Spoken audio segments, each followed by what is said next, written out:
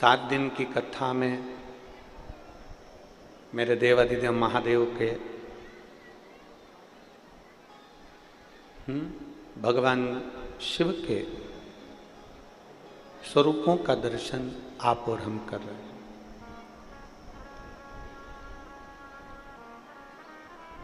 एक मनुष्य देह, एक मानव का शरीर जिसमें पुण्य भी बहुत है और जिसमें पाप भी बहुत है।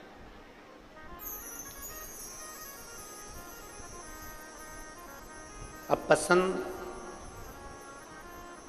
आपकी और हमारी होना चाहिए कि हमें पुण्य पसंद आ रहा है कि पाप पसंद आ रहा है।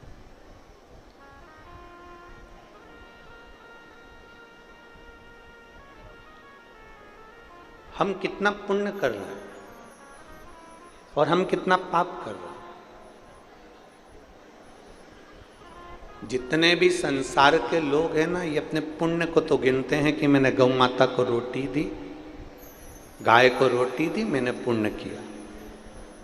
बोलो सही बात है कि गलत है? मैंने भूखे को भोजन कराया, मैंने पुण्य किया। दुनिया के लोग अपने अपने पुण्य को गिनने में लगे हुए हैं कि हमने गौ माता को रोटी दी, पुण्य कमा लिया। हमने कथा सुन ली, पुण्य कमा लिया। हमने शंकर जी के मंदिर में जाकर 1 लोटा जल समर्पित कर दिया, पुण्य कमा लिया। ये जितना संसार का मनुष्य है, संसार में रहने वाला प्रत्येक मनुष्य अपने पुण्य को देखता कि हमने ये पुण्य कमाया। परशु महापुराण की कथा कहती है कभी कभी पुण्य के साथ में पाप का भी एक प्रारंभ हो जाता है। कभी कभी पुण्य के साथ में हम पाप भी कर बैठते। सबसे पहली रोटी किसकी बनती है? जम के बोलो जरा। सबको मालूम है, जितने यहाँ बैठे हो परतवाड़ा में और जितने आस्था चैनल पर सुन रहे हैं, जितने फेसबुक यूट्यूब पर सुन रहे हैं, जितने मोबाइल पर सुन रहे हैं, वो भी जानते हैं कि सबसे पहली रोटी गौ माता की बनती है।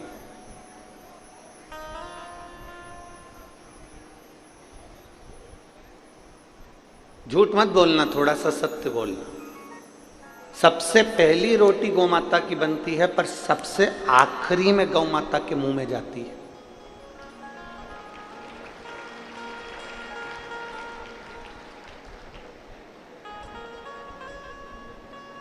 कोई कोई ऐसा होगा जिसके घर में पहली रोटी बनी और गाय के मुख में पहले ही चली गई, पर हम तो नहीं कह सकते। बोलो री जीजियों परतवाड़ा की, सत्य है कि गलत है? और मेरा विश्वास कहता है एक भी जीजी मेरी झूठ बोलने वाली नहीं है, वो सत्य ही बोलेगी कि पहली रोटी गाय की बनती है, पर महाराज जी वो रोटी सबसे पहले गाय के मुख में नहीं जाती है, डब्बे पर रखी रहती है। फिर धीरे धीरे घर का पूरा फैलारा उड़ जाता है, सब खाना खाकर चले जाते हैं, भोजन करके चले जाते हैं। तब दोपहर में या शाम के 3-4 बजे जब गाय आती है, तब वो रोटी उसके मुख में जाती है। बनी कब थी? सबसे पहले। गई कब? सबसे आखिरी। अब वो रोटी में चींटी हो गई, पानी पड़ गया, थोड़ी कड़ली ठट हो गई, थोड़ी सूख गई, उस पे जो सब्जी या शक्कर या गुड़ रखा था वो भी चींटियों ने घेर लिया। आखिरी में वो गौ माता के मुख में गई। अब पहली रोटी ही अगर बनी थी और वो गाय माता के मुख में चली जाती तो पुण्य 4 गुना मिलता कि नहीं मिलता? बोलो, जम के बोलो जरा। मिलता ना। पर वो गौ माता के मुख में आखिरी में गई है।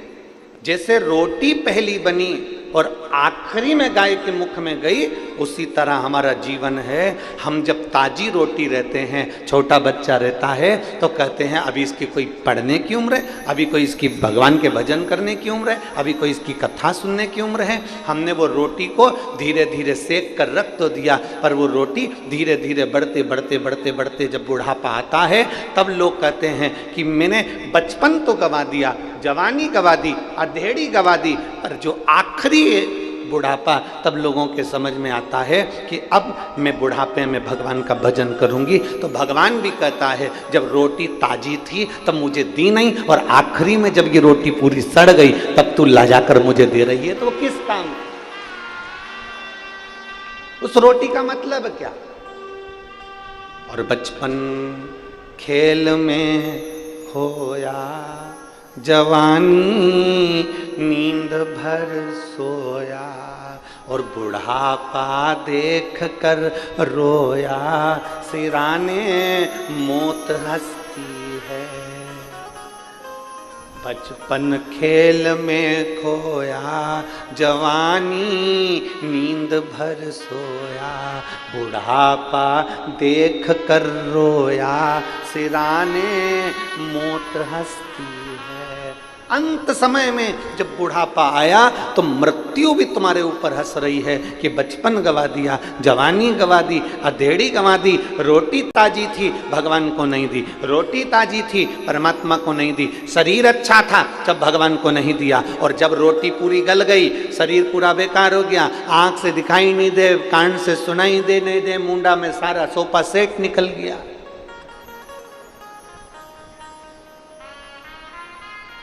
बत्तीस सोफा सेट थे, एक भी नहीं बचा, सारा निकल गया। किसी किसी ने तो नकली साजड़ का लगवा रखा है, किसी किसी का सोफा सेट तो फ्रीज में कटोरी में रखा रहता है। एक बार किसी का सोफा सेट, बच्चे लोग जो झोली लेकर आते हैं उसमें किसी का दान में आ गया था।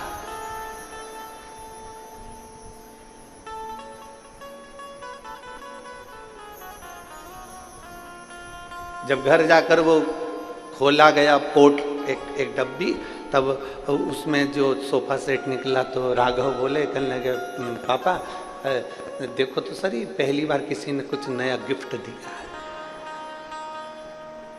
जो खोल के देखा तो उसमें पूरी बत्ती सी थी, पूरे दान।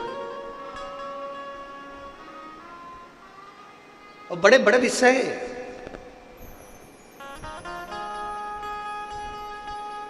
चाबी की याद आती है ताला खोलते समय। बोलो बोलो जम के, सही बात है। चाबी की याद कब आती है? ताला खोलते समय। चश्मे की याद आती है अखबार किताब पढ़ते समय। दांत की याद आती है खाते समय, और भगवान की याद आती है मरते समय।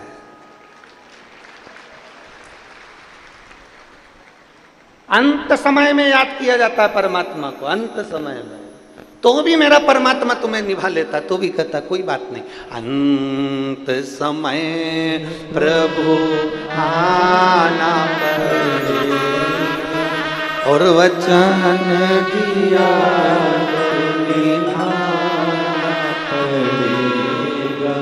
आए ना आए प्रभु कुटुंब कबीला, अंत समय प्रभु आना पड़ेगा, वचन दिया तो निभाना पड़ेगा। अंत समय में उस परमात्मा की याद आ रही, अंत समय, और तो भी निभा रहा।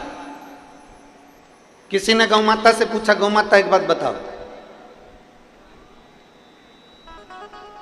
सबसे पहली रोटी घर में बनती है और सबसे आखिरी में तुम्हें मिलती है, तुम दुआ देती हो कि बद्दुआ देती हो?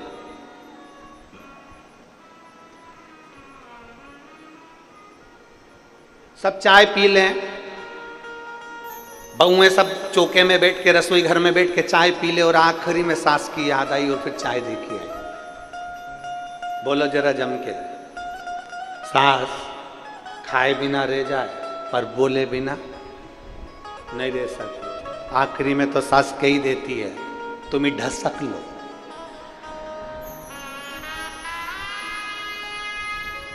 तुम ही चर लो, तुम ही खा लो। अब याद आई मेरी याद आप कर रही हो। जब तुमने सबने चाय पी ली तब याद आई तो तुरंत गर्म करके लाके मेरे को दे दी। सास अपशब्द कह सकती है, किसी को बहुत लेट अगर भोजन दिया जाए, सब खा ले उसके बाद दिया जाए तो वो भी अपशब्द कह सकता है। पर गौ माता कहती है कि मुझे पहले बनी हुई रोटी आखिरी में भी मिलती है ना, तो भी गौ माता कहती है तो भी मैं, जो मुझे रोटी देता है, जो बनाता है, जिसकी कमाई से अन्न आया हुआ होता है और जिसने जमीन में अन्न को बोया हुआ होता है और जिस पसीने की कमाई से ये धन आया हुआ होता है, मैं पूरे परिवार को तार देती हूँ, पार लगा देती हूँ। वो गौ माता का,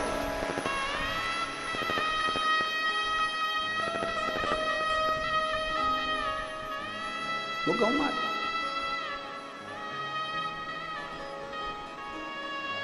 भले तुम बाद में दिए तो भी उसने कल्याण कर दिया।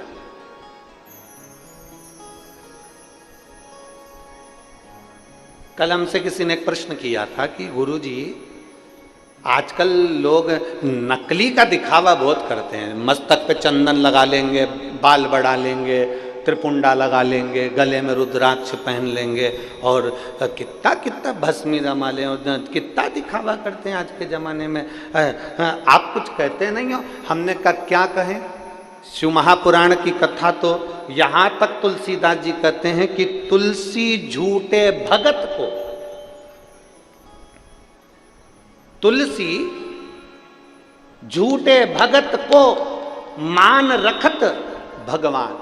तुलसीदास जी का चरित्र कहता है कि भले वो झूठा भगत हो, भले उसने झूठ का स्वांग रच रखा हो, भले वो लोग को दिखाने के लिए भगत जी बन गया हो, भले दुनिया के लोगों को दिखाने के लिए उसने चंदन लगा लिया हो, भले दुनिया के लोगों को दिखाने के लिए उसने माला पहन ली हो, भले दुनिया के लोगों को दिखाने के लिए वो झूठा भगत बन गया हो, इसके बाद भी मेरे शंकर भगवान भले झूठा भगत है पर मेरा शंकर उसका कल्याण कर ही देता है।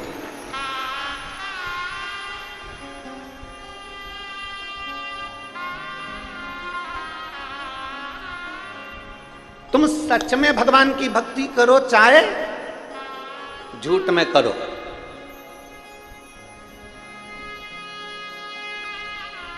एक व्यक्ति था, वो रोज मंदिर में जाता और गीता जी का पूरा पाठ करके भगवान को सुना देता। पूरे अध्याय 18 के तो भगवान को सुना, गीता जी का पाठ कर, पूरे के पूरे पाठ कर।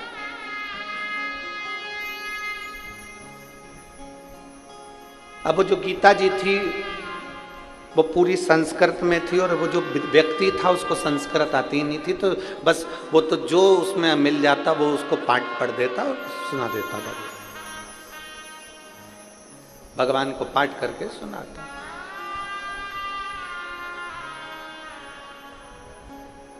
अठारह साल हो गए उसको गीता जी का पाठ करते करते मंदिर के अंदर, परंतु उसकी जो संस्कृत में जो मंत्र बोलता था वो सब टूटे फूटे जो उससे बन जाता वैसे। 18 साल के हो गए पाठ करते करते, एक दिन मेरे भगवान उसके सामने प्रकट हो और मेरे द्वारिका नाथ, मेरे कृष्ण, मेरे कन्हैया, मेरे द्वारकाधीश, मेरे गोवर्धन नाथ, मेरे श्री जी बाबा, मेरे ठाकुर जी, मेरे लाडले, मेरे गोपाला, मेरे कृष्ण उसके सामने प्रकट हो गए। और प्रकट होते से नारायण ने कहा, क्या मूर्खता कर रहा है? रोज सुबह से उठकर आ जाता है, गीता जी का पाठ करने बैठ जाता है और पाठ का एक भी श्लोक तो अच्छा नहीं बोलता, सब टूटा फूटा बोलता है, बंद कर। इतने में तो वो व्यक्ति उठा और खूब जोर जोर से नाचने लगा। अब भगवान ने पूछा, क्यों रे, मैं तुझे डांट रहा हूं और तू नाच रहा? मैं तुझे डांट रहा हूं और तू नाच रहा है, क्यों? वो व्यक्ति बोला, मैं तो हमेशा समझता था कि पत्थर की मूर्ति सुनती नहीं है। मैं अगर आड़ा टेढ़ा भी बोलूँगा तो मूर्ति क्या सुनेगी। पर आज मुझे खुशी इस बात की हो रही है, कम से कम तुम ध्यान लगाकर मेरी गीता जी सुनते तो हो।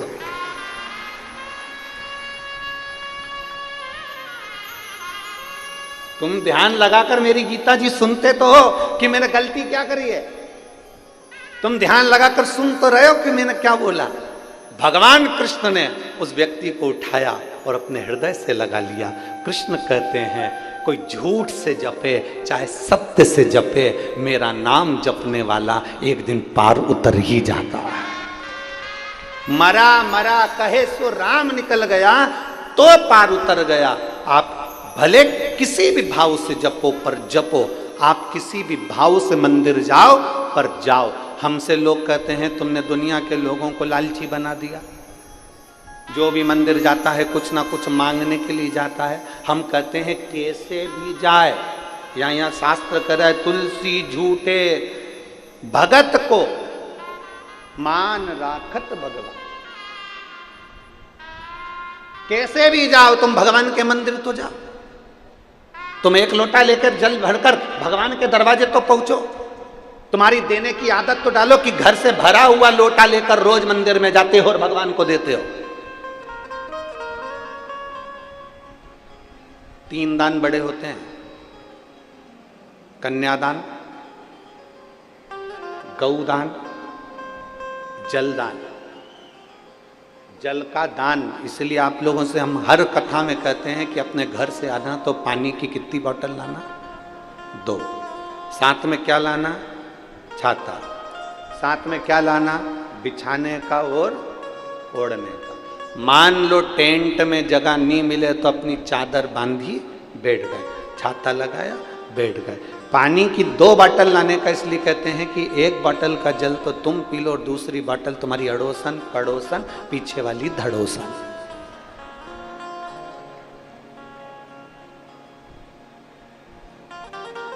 कौन कौन जम के बोलो, अड़ोसन पड़ोसन पीछे वाली धड़ोसन।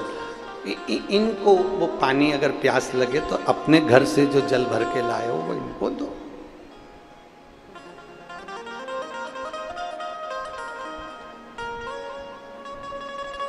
तो एक जनी ने पूछा गुरुजी तुम पीछे वाली को धड़ोसन क्यों कहते हैं। हमने कहा कुछ भी गलती करेगी ना धम्म सेक देगी, इसलिए उसका नाम धड़ोसन। अब तुम जितने यहां बैठे और जितने आस्था चैनल पर कथा सुन रहे हैं, जितने फेसबुक यूट्यूब पर कथा सुन रहे हैं, रोज प्रतिदिन आपके घर से जल का दान होता है। आपके घर से जल का दान होता है प्रतिदिन। आपने देना सीख लिया। 1 लोटा जल भरते हो और 1 लोटा जल भरकर तुरंत शिव जी के मंदिर में जाकर समर्पित करते हो। तुमने देना सीख लिया। और जिसने संसार में देना सीख लिया, मेरे भोलेनाथ भी फिर उसको देना चालू कर देते हैं, फिर उसको रोकते नहीं।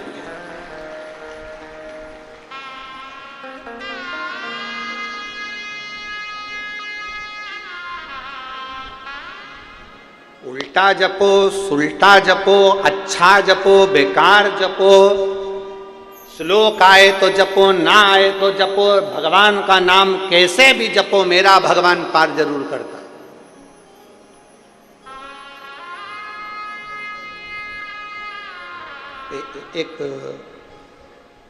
एक व्यक्ति शहर में ठाकुर जी का भगवान का दर्शन करने के लिए गया। भगवान के दर्शन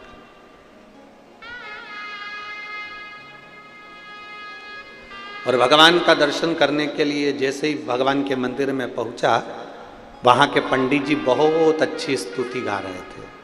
वहाँ के पंडित जी बहुत सुंदर स्तुति गा रहे थे, बहुत सुंदर। पंडित जी बोल रहे थे, विश्वनाथ के श्री चरणों में नयन मेरे अटके।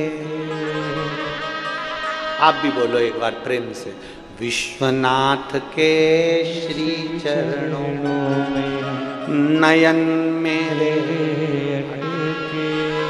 फिर से बोलो एक बार, विश्वनाथ के श्री चरणों में नयन मेरे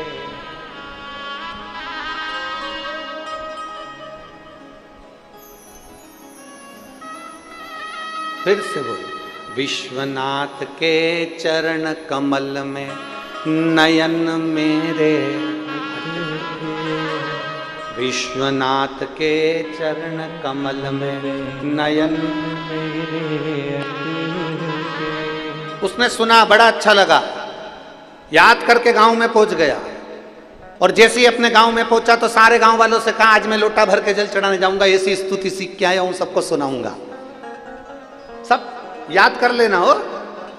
और जैसे ही लोटा भर के जल चढ़ा रहा था, सबको सुना सुना कर गा रहा था, विश्वनाथ के नयन कमल में चरण मेरे अटके। अब बोलना क्या था, विश्वनाथ के चरण कमल में नयन मेरे अटके। अब बोल क्या रहा है, विश्वनाथ के नयन कमल में चरण मेरे अटके। अब वो जल चढ़ाता जाए और सबको सुनाता जाए, विश्वनाथ के नयन कमल में चरण मेरे। बस 3-4 बार वो बोला, और जैसे उसने 3 बार ताली बजे, वो बोला बम बम बोले। जैसे ही बोला तो मैंने, भोले सामने खड़े हो गए, शंकर भगवान सामने। ये घबरा के पीछे भाग गया, तुम कौन? शंकर भगवान बोले, मैं भोलेनाथ। इतने दिन से तो कभी नहीं आए। भगवान भोलेनाथ जी बोले, इतने दिन से मेरे नयन में चरण भी नहीं अटके थे, पहली बार अटके, इसलिए मैं भी आया। भक्त बोला, मैंने गलती कर दी। शंकर भगवान बोले, पूरी गलती, तुझे बोलना था चरण कमल में नयन अटके, तू बोल रहा नयन कमल में चरण अटके। अब मेरे नयन छोटे, तेरे चरण मोटे, अटकेंगे नहीं तो क्या होगा? प्रभु गलती हो गई, क्षमा कर दो। भगवान भोलेनाथ जी ने कहा, कर दिया, पर मेरा दर्शन हुआ है, मांग ले, तुझे क्या चाहिए? भक्त कहता है, जो मांगूंगा दे दोगे? भोलेनाथ जी कहने लगे, बड़ा प्रसन्न हूं, मांग ले, तुझे क्या चाहिए? भक्त कहता है, जो भी तुम्हारी उल्टी सुल्टी स्तुति करे उसको भी दर्शन दे देना, बस, और कुछ भी नहीं चाहिए। अब मांगू तो मांगू क्या? तेरे दरबार से बाबा, क्या मांगा जाए उसकी चौखट पे जाकर? क्या मांगे? बस इतना मांग ले कि तेरा दीदार होता है,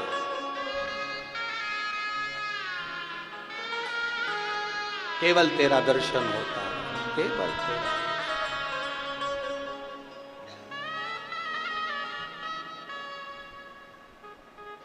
अच्छा बोल रहे हो, स्तुति कर रहे हो, ठीक है, मंत्र आया ठीक, नहीं आया ठीक, नाम तो भोलेनाथ जी का ले रहे हो।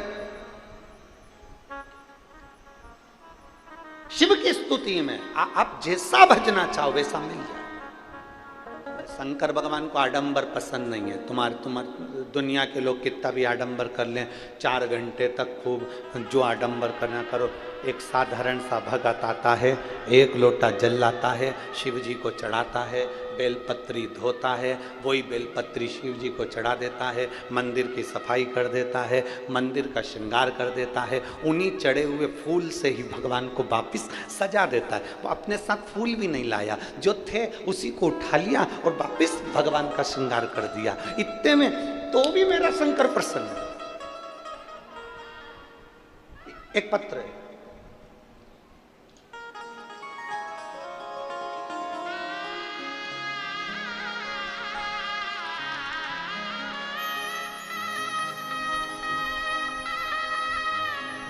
पायल प्रशांत डहके, रहवासी आकोला के हैं।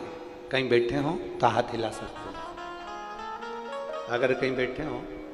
आप ही हैं? बच्चा आया है क्या साथ में? आया है, ले आओ, ले आओ। पायल प्रशांत डहाके, रहवासी आकोला के हैं। मेरी शादी को 12 साल हो गए थे, मुझे संतान का कोई सुख नहीं था। जिन डॉक्टरों को दिखाने के लिए जाते थे वो डॉक्टर कहते थे कि तुम्हारे यहाँ संतान का सुख नहीं है। बहुत इलाज करवाया, आखिरी में इलाज करवा करवा कर थक गए तो परिवार वाले भी अपशब्द कहने लगे।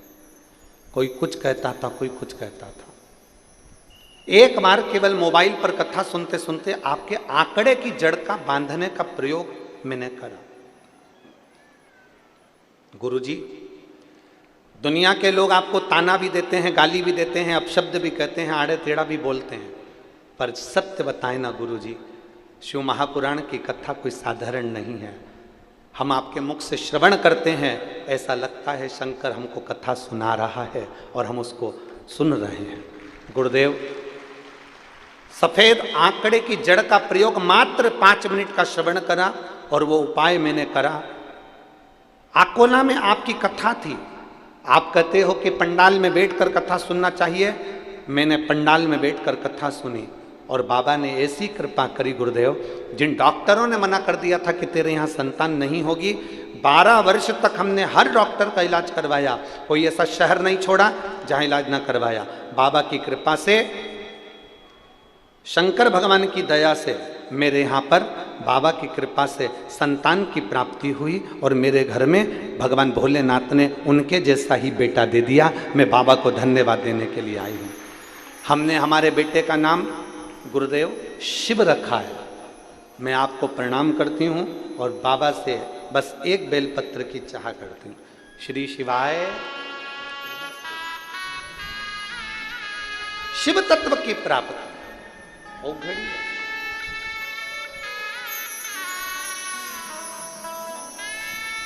इसने एक बात बहुत अच्छी लिखी जीजी ने, ये दीदी ने जो लिखा है, इन्होंने लिखा, ना मुझे यज्ञ आता है, ना मुझे अनुष्ठान आता है, ना मुझे तप आता है, ना मुझे साधना आती है, ना मुझे व्रत आता है। मैं तो केवल इतना जानती हूं कि मुझे श्री शिवाय नमस्तुभ्यम आता है, उतना ही काफी। आप पंचाक्षर मंत्र जप लो नमः शिवाय, आप षडाक्षर मंत्र जप लो ओम नमः शिवाय, आप श्री शिवाय नमस्तुभ्यम जप लो, उतना ही काफी। बधाई हो।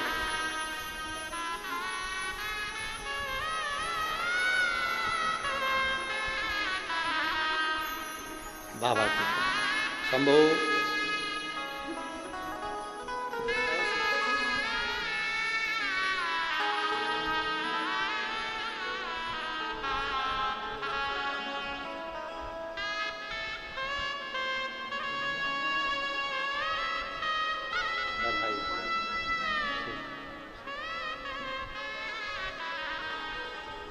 शिव तत्व की प्राप्ति। और जब तक शंकर कृपा, आपको कोई साधना की बहुत बहुत देर तक नेत्र बंद कर कर बैठ गए, जप रहे हो, साधना कर रहे हैं, बहुत घंटों तक बैठे हुए हैं और मन स्थिर नहीं है, भोलेनाथ नहीं मिल सकते। शिव महापुराण की कथा तो केवल इतना कहती है कि एक लोटा जल भी चढ़ाओ ना तो तुम्हारे मन को, जब तक जल चढ़े तब तक तुम्हारा चित्त मेरे बाबा में होना चाहिए, उतनी देर का जप भी तुमको पार कर सकता है। एक क्षण का जप भी तुम्हें, एक पत्र है,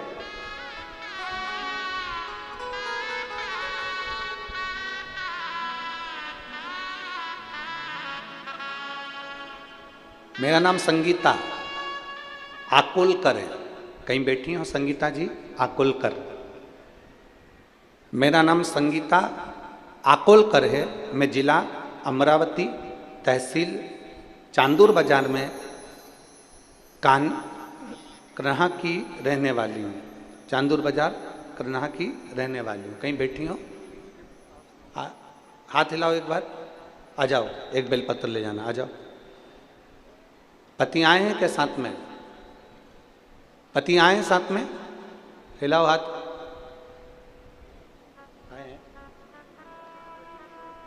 ठीक है।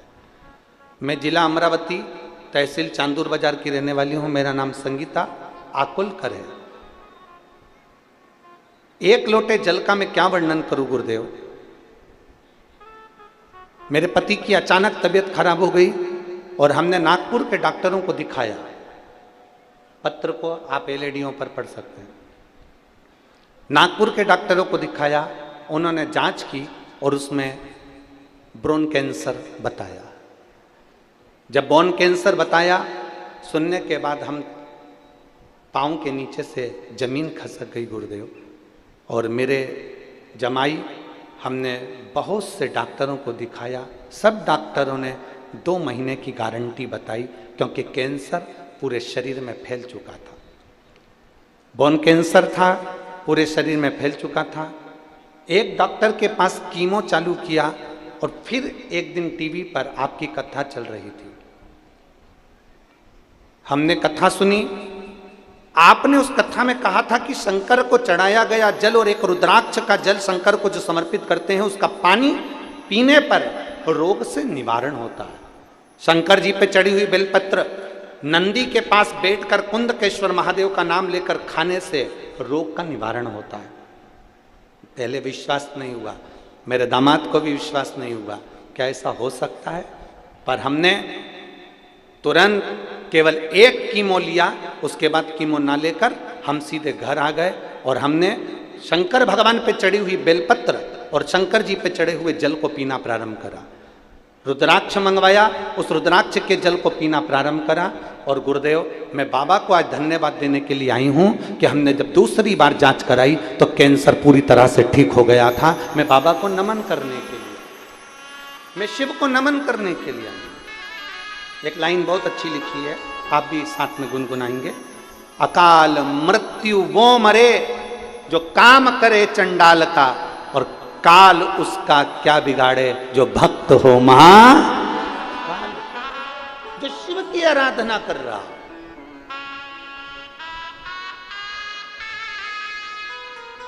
जो शंकर की भक्ति में अलमस्त होकर डूबा हुआ,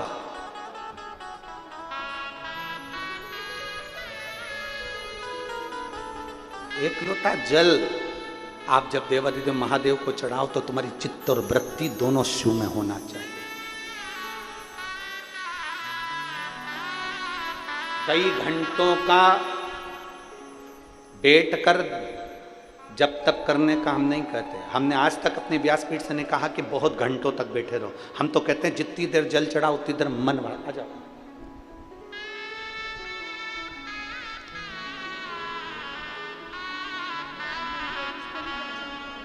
बोला आ जाओ। आप ठीक है पति? एक इनको देना, एक आप।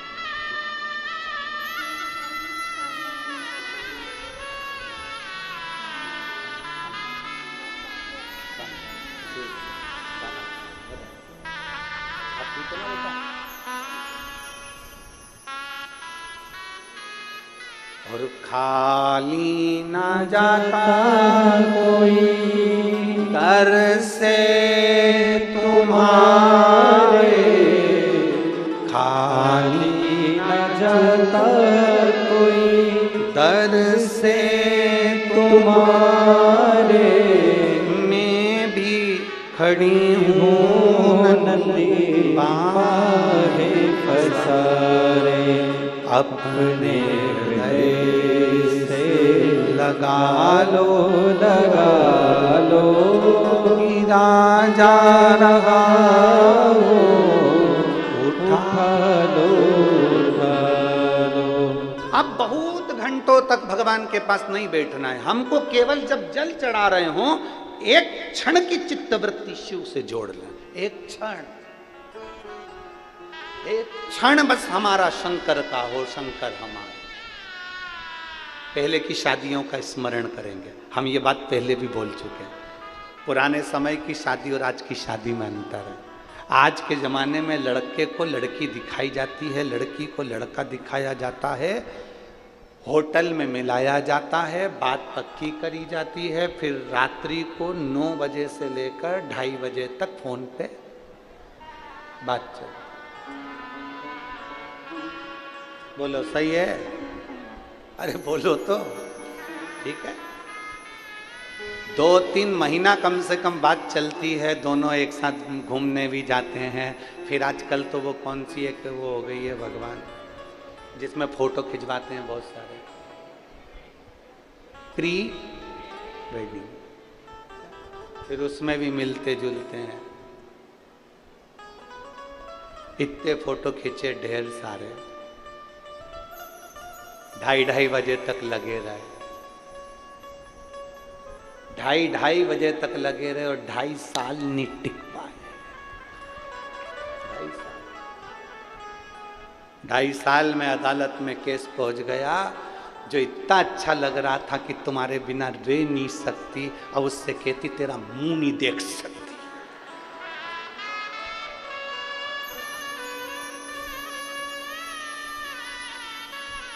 जिसका एक मैसेज नहीं आता था तो रोटी नहीं खाती थी। अब वो अदालत में कहती है कि ये मेरा दहेज खा गए। अब जरा विचार करिएगा, एक आज की शादी और एक पुरानी शादी। आज के जमाने में इतना मिला, 2.5 महीने 3 महीने 5 महीने मिले, फोन पे बात करी, होटल में मिले, खाना पीना, चाउमीन, पाव भाजी, छम्मक लड्डू, पानी पतासा, सब कुछ खाया पिया। ये आज की शादी है तो 2.5 साल नहीं टिकी।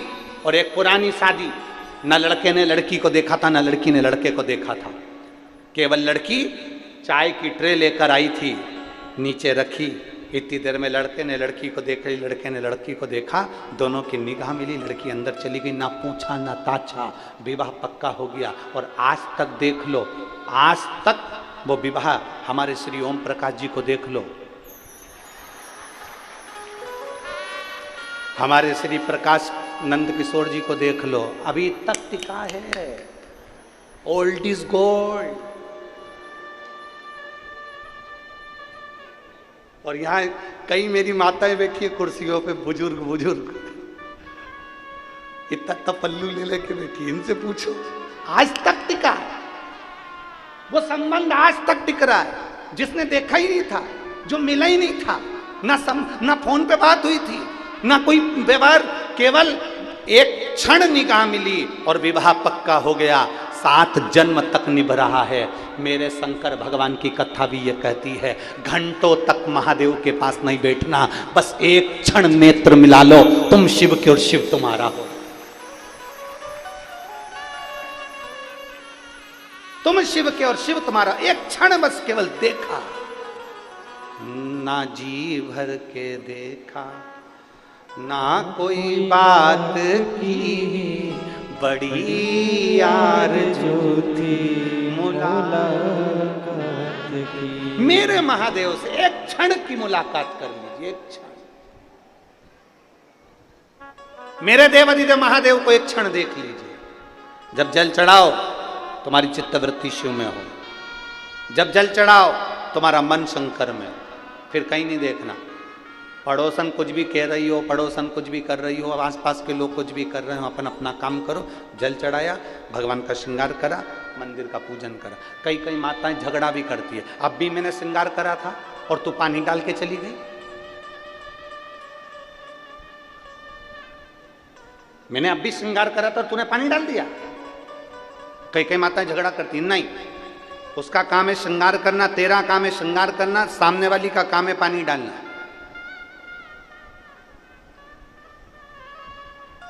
तूने श्रृंगार करा, तेरा काम तूने कर लिया ना, उसका काम वो कर रही है। अपने को नहीं टोकना कि तूने पानी क्यों चढ़ाया, मैंने श्रृंगार करा था ना। अपना काम अपन करो।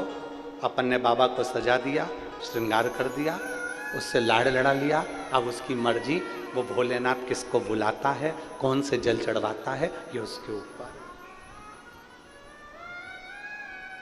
एक क्षण उसका मिलन हो जाए, एक क्षण, एक क्षण, केवल एक, और ज्यादा नहीं।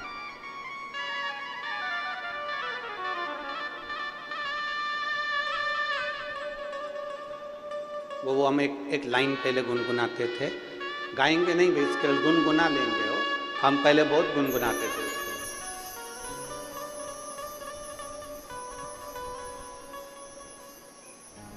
बाकी सी लटक गई, नैनों में अटक गई, कब तुम दर्श दिखाओ।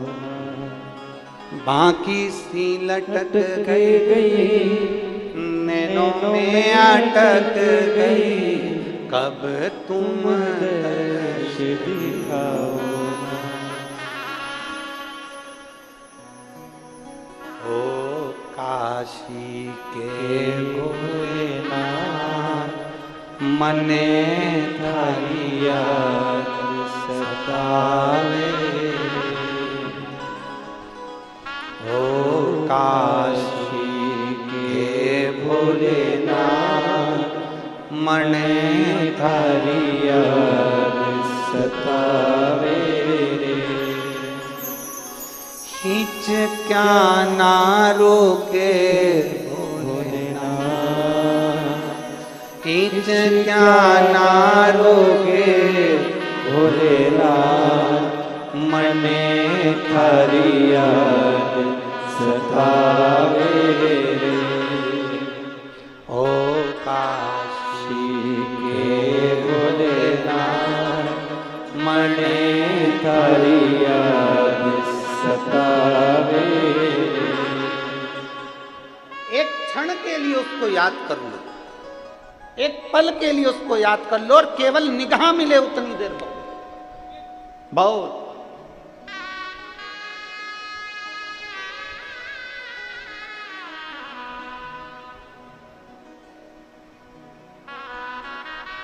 महाराज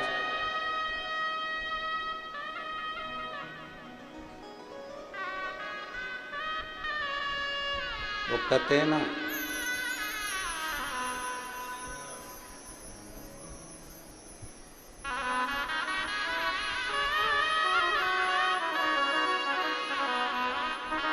हम जितना ग्रहण कर रहे हैं, हम जितनी देर भगवान का भजन कर रहे हैं उस पूरी समय में, और हम आज एक बात और आप लोगों से कहना चाहेंगे, 3 घंटे की कथा में आधा घंटा आशीष भैया ले लेते हैं, 2.5 घंटे की कथा होती है। पूरी 2.5 घंटे की कथा तुम्हारे दिल में नहीं बैठती है, पूरे 2.5 घंटे की नहीं बैठती है, पर 2.5 घंटे में एक क्षण कोई ऐसा आता है जो कथा तुम्हारे दिल में बैठ जाती है, और तुम देवाधिदेव महादेव के हो जाते हो, और महादेव तुम्हारा हो जाता है।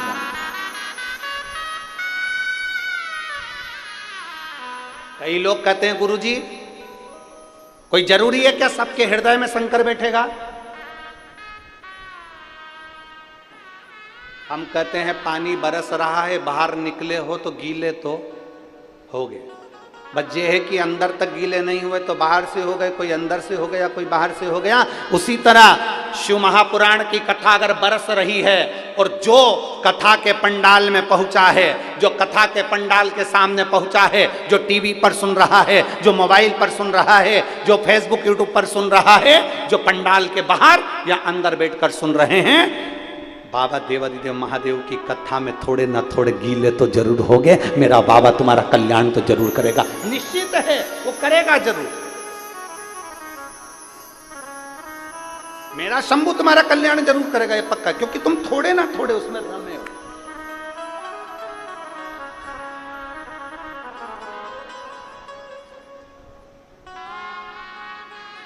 महाराज बस इतना सा निवेदन है कि 3 लोगों से थोड़ी दूरी बनाकर चलना, तो भगवान के मिलने में देरी नहीं आएगी। 3 लोगों से बच लो।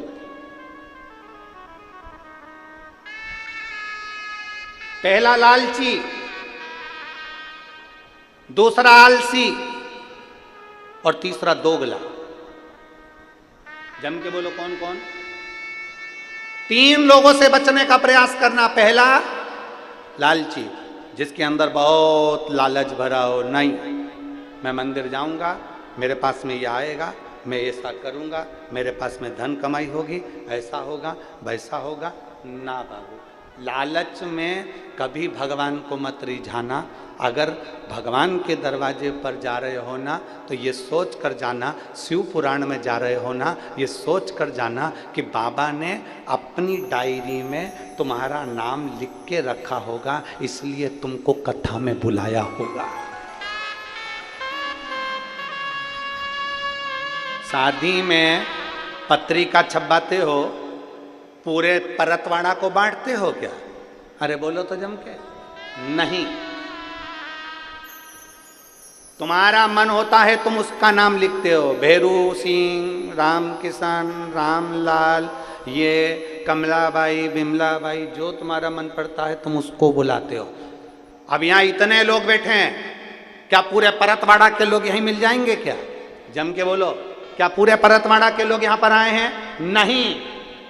भगवान की डायरी में जिसका नाम होगा मेरा भोलेनाथ उसको बुला लिया। इतने सारे लोगों को, परतवाड़ा वालों को, इतने सारों को शादी में नहीं बुला सकता कोई व्यक्ति।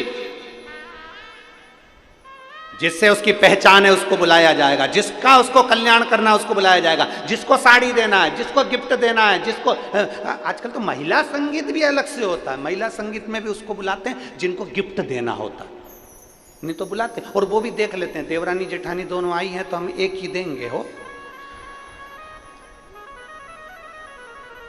गिफ्ट देना है तो देख। माता पूजन के बुलाए में बुलाया तो सोचकर, सत्यनारायण जी की कथा में बुलाया तो सोचकर किसको बुलाना है किसको नहीं बुलाना है। शादी की सालगिरह है 25वीं, कजन कौन सी जुबली बोलते हैं, है? हाँ सिल्वर, गोल्डन भी होती है, हाँ ठीक है, ऊपर होती नीचे होती है, अच्छा ये होती है।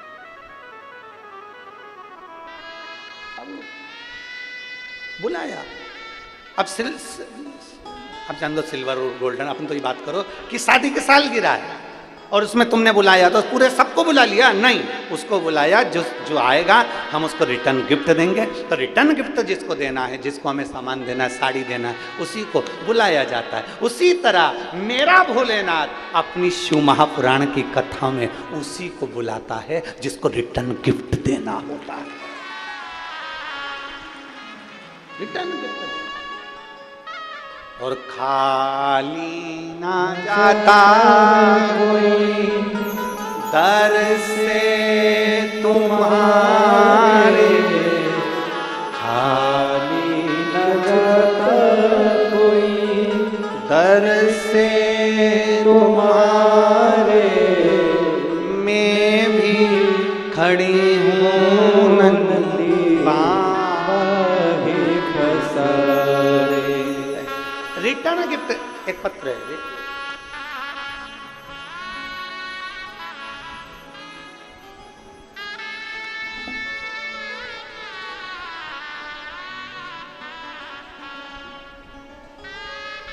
मेरा नाम सुपूजा दुर्गेश गाडे है। मैं परतवाड़ा आठवाड़ी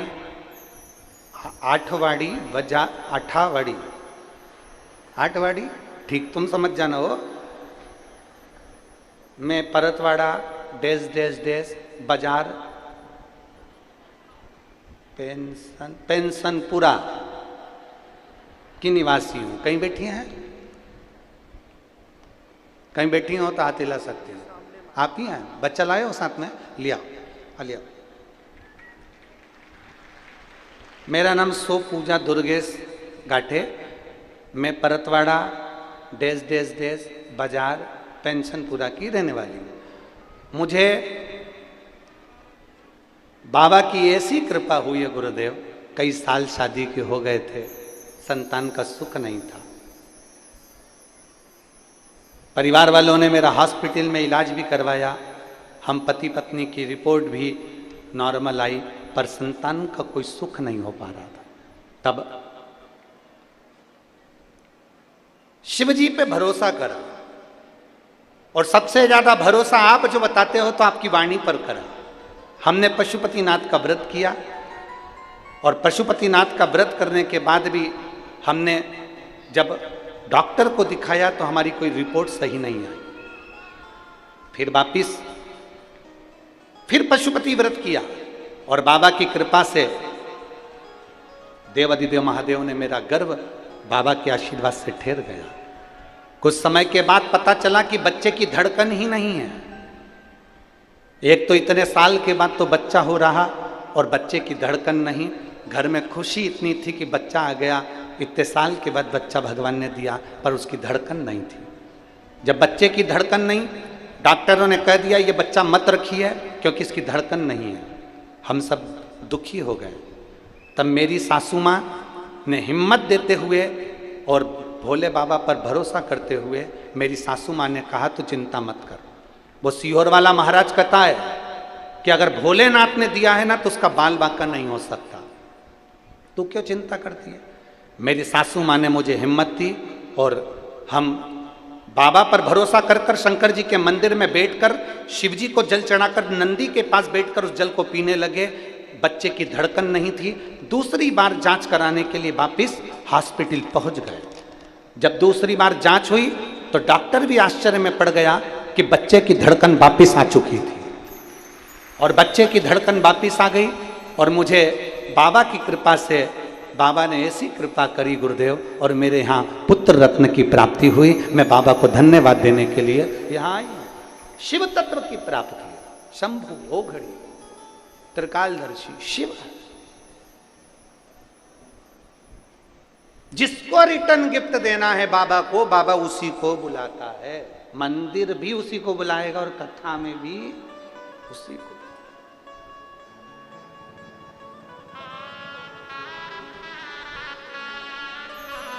जो देता है तो ही बुलाएगा, नहीं तो देता नहीं। कई लोग आने के लिए तैयार, यहां पर कई माताएं ऐसी बैठी हैं जो बाहर गांव से आई हैं।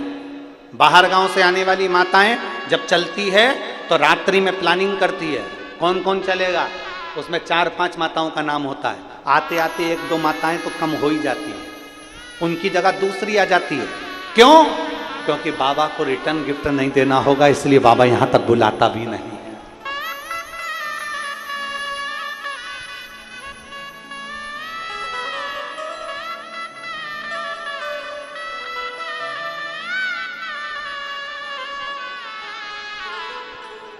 वो शिव है, वो घड़ी, वो शंभु, वो त्रिकालदर्शी, वो कैलाशी। कुछ देना होगा, कुछ करना होगा, कुछ प्रदान करना होगा, इसलिए वो खींच कर बुलाता है। शिव महापुराण की कथा कह रही है 3 लोगों से बचने का प्रयास करना, लालची, आलसी और दोगले। जो आलस में डूबा रहता है ना, वो खुद भी काम नहीं करता और दूसरे को भी नहीं करने देता। जो आलस में डूबा रहता है वो स्वयं भी भजन नहीं करता और दूसरे को भी नहीं करने देता। जो लालच में डूबा होगा वो कहीं ना कहीं से अपने लिए कुछ ना कुछ धन जोड़ने की बात ही करे।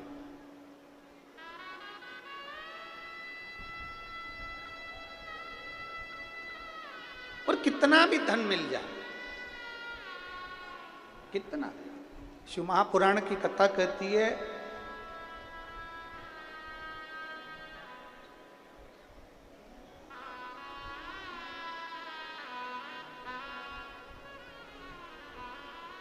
जो धन हमें मिला है वो धन भी अगर सही मार्ग का हो, सतमार्ग का हो और श्रेष्ठ हो तो हमारा जीवन सही चल सकता है।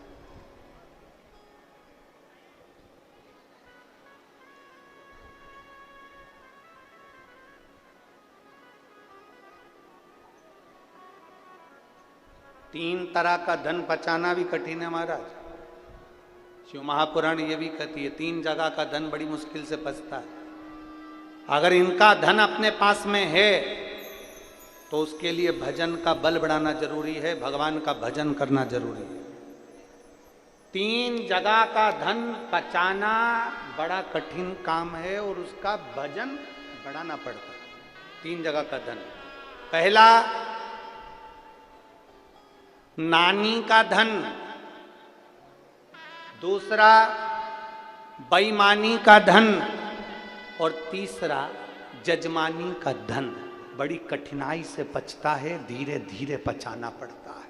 और इसको अगर पचाना है तो थोड़ा भजन का बल बढ़ाना पड़ेगा।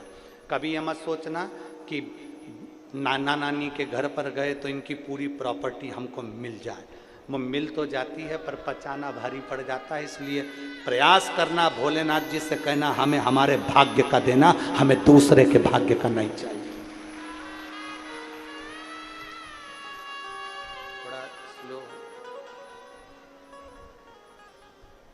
हमें हमारे भाग्य का दो, भोलेनाथ जी से कहा, हमें दूसरे के भाग्य का नहीं चाहिए। नानी का धन, बेईमानी का धन और जजमानी का धन। कोई ये सोच ले कि मैं जजमान के घर पर गया हूं और मुझे बहुत सारा धन मिल जाए, धन तो मिल जाएगा, पर महाराज इतना याद रखना कि भजन के बल को बढ़ाना पड़ेगा, गायत्री को बढ़ाना पड़ेगा। जब हम गायत्री के जाप ज़्यादा करेंगे, गायत्री का स्मरण करेंगे, जब हमारे भजन का बल बढ़ाएंगे, हमारे भगवान की भक्ति का बल बढ़ाएंगे, तब जजमान के घर का धन भी पच सकता है। जब हमारे भजन का बल बढ़ता है, तब हम नानी के घर का धन भी पचा सकते हैं। 3 जगह का धन पचाना भारी पड़ जाता है, नानी के घर का, बेईमानी का और जजमानी। बेईमानी का धन भी पचाना बड़ा कठिन है, कहीं से आएगा कहीं निकल जाएगा, रोग में लग गया, बीमारी में लग गया, एक्सीडेंट हो गया, ये हो गया, वो हो गया, दुख ही दुख जिंदगी में आते रहे और तकलीफें भोगते रहे, बड़ा कठिन है हमारा, बड़ा। थोड़ा सा आप लोगों को बुरा जरूर लग सकता है कि गुरुजी आप बोल रहे हो नानी के घर का धन तो नाती पंती के लिए होता है, मना नहीं है, पर अगर तुम लेकर आए हो, जिद कर कर, झगड़ कर, लड़कर तुम लेकर आ तो गए, परंतु इतना याद रखना कि उस धन का सदुपयोग करने के लिए थोड़ा सा धर्म भी करना, गौ माता की सेवा करना। नानी के यहाँ का धन आया है तो थोड़ा गौ माता की सेवा में लगाओ। नानी के घर का धन आया है तो कहीं ऐसा कार्य करना, कोई गरीब की लड़की हो, उसकी शादी नहीं हो रही हो, पैसा नहीं हो, तो उस गरीब के कन्यादान में भी लगाओ, गरीब के विवाह आदि। कोई बच्चा पढ़ना चाहता है, विद्या लेना चाहता है, एजुकेशन करना चाहता है, उसके पास में विद्या का धन नहीं है, पढ़ने के लिए धन नहीं है, तुम नानी के यहाँ से लाए हो, बेईमानी का धन आया है या कोई धन ज्यादा आ गया, उसमें से थोड़ा सा निकाल कर बच्चे की एजुकेशन में लगा दो। हम ये नहीं कहेंगे कि तुम कहीं ले जाकर इधर उधर, तुम तो उस बच्चे की एजुकेशन में लगाओ, पढ़ाओ, विद्याध्ययन कराओ, प्रयास करो। पचाना कठिन है, इसलिए अपने भजन के बल को बढ़ाइए। एक ब्राह्मण, एक साधु, एक सन्यासी, एक तपस्वी, एक साधक, एक उपासक अगर किसी के घर का भोजन भी कर कर आते हैं तो उनको गायत्री का बल बढ़ाना पड़ता है। अगर भोजन कर कर आए हैं ना तो फिर उनको भगवान का भजन का बल बढ़ाना पड़ेगा, गायत्री बढ़ाना पड़ेगी, तब जाकर हम जिसके यहाँ का खा कर आए हैं उसका पच पाए।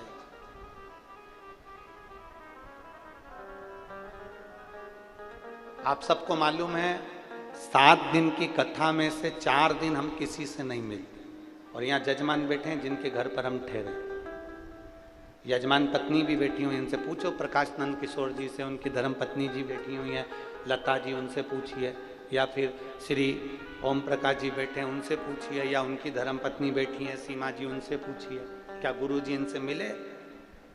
आज 3 दिन हो गए, आपसे हमारा कोई मिलना जुलना नहीं। इनके घर के बच्चों से भी पूछ लो, क्या गुरु जी नीचे उतर कर आए, किसी से बात करी, मिलना हुआ? नहीं।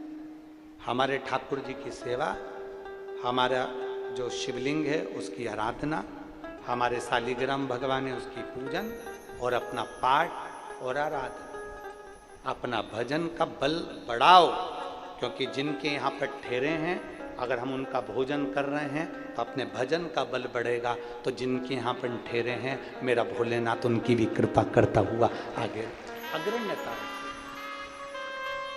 भजन के बल को बढ़ा,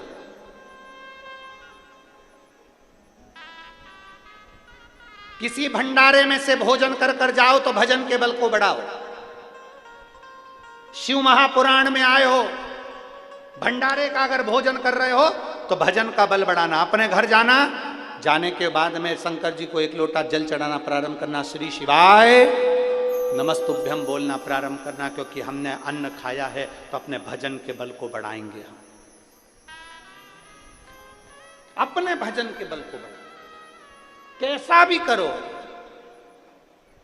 कैसा भी करो, पर करो।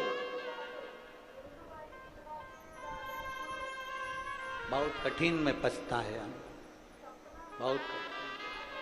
शिव महापुराण की कथा कर रही है, भगवान शंकर का चरित्र कर रहा है, शिव महापुराण की कथा कर रही है। भगवान देवादिदेव महादेव ने समझाने का प्रयास किया ब्रह्मा जी को, देवादिदेव महादेव ने समझाने का प्रयास किया था देवऋषि नारद को। नारद जी से भी भगवान शंकर ने कह दिया था, नारद तुमने कामदेव पर विजय प्राप्त कर ली, पर इतना याद रखना ये किसी के पास जाकर मत बोलना कि तुमने कामदेव पर विजय प्राप्त कर ली। पर नारद जी नहीं माने, अपने अहम में डूबे थे देवऋषि नारद। अपनी गुणवत्ता दिखाने के लिए भगवान नारायण के पास पहुंचे, और देवऋषि नारद ने भगवान नारायण के पास जाकर कहा, जिसको शंकर भगवान नहीं जीत पाए, जिस कामदेव पर शंकर भगवान विजय प्राप्त नहीं कर पाए, उस कामदेव पर विजय मैंने प्राप्त करी है। भगवान विष्णु के नेत्र से जल बह गया। जिस शंकर की आराधना मैं करता हूं, उस शंकर की निंदा आज देवऋषि नारद के मुख से सुन रहा हूं।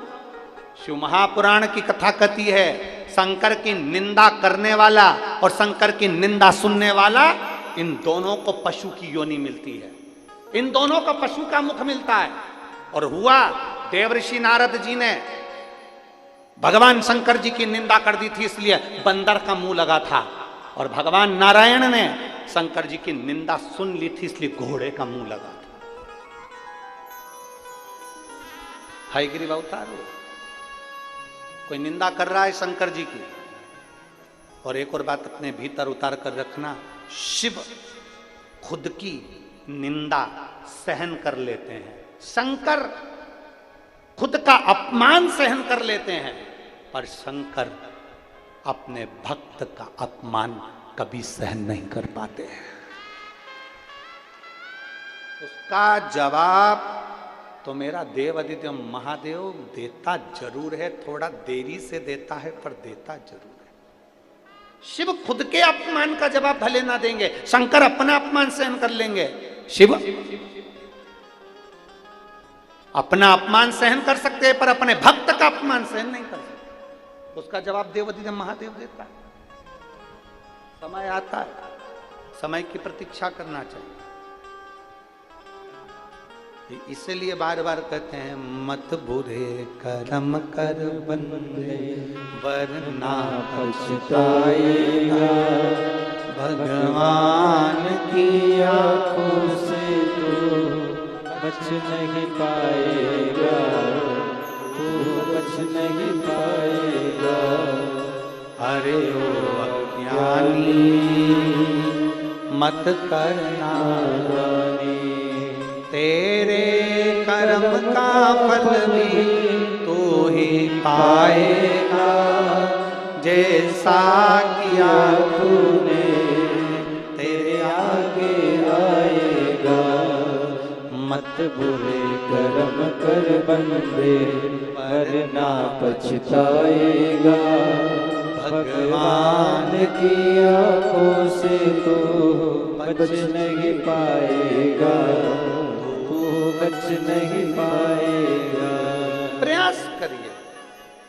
देवऋषि नारद को समझाया, नारद तुमने कामदेव पर विजय प्राप्त करी, पर यह बात मत बोलना। नारद मानने को कहां तैयार, उन्होंने जाकर बोल दिया भगवान विष्णु को कि शंकर भगवान कामदेव को नहीं जीत पाए थे, मैंने जीता। शंकर भगवान में इतना बल नहीं था जितना बल मुझ में था।